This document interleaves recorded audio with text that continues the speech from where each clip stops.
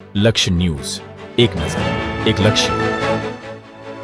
સુરત શહેરના વેડ વિસ્તારમાં 10 લાખના ગાંજા સાથે બે આરોપીઓને ઝડપી પાડતી સુરત એસઓજી પોલીસ. સુરત શહેર એસઓજી નો ડ્રગ્સ ઇન સુરત સિટી અભિયાન અંતર્ગત વેડ રોડ વિસ્તારમાં દરોડો પાડી ₹10 લાખ કિંમતનો 20 કિલોગ્રામ ગાંજો ઝડપી પાડી બે ઇસમોને ધરપકડ કરી છે. આરોપીઓ પાસેથી બે મોબાઈલ ફોન સહિત કુલ ₹10.25 લાખનો મુદ્દામાલ કબજે કરવામાં આવ્યો છે.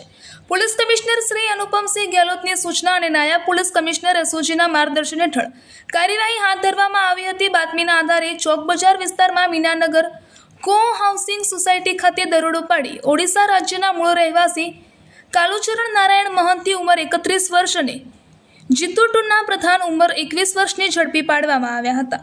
પ્રાથમિક પૂછપરછ દરમિયાન આ આરોપીઓ ગાંજાનો જથ્થો અન્ય વ્યક્તિને પહોંચાડવા લઈ જતા હોવાનું કબૂલાત કરી હોવાનું જાણવા મળ્યું છે. આ સમગ્ર મામલે ચોક બજાર પોલીસ સ્ટેશનમાં એનડીપીએસ એક્ટ હેઠળ ગુનો નોંધી વધુ તપાસ હાથ ધરવામાં આવી છે. રિપોર્ટર કમલેશ પારેખ, સુરત.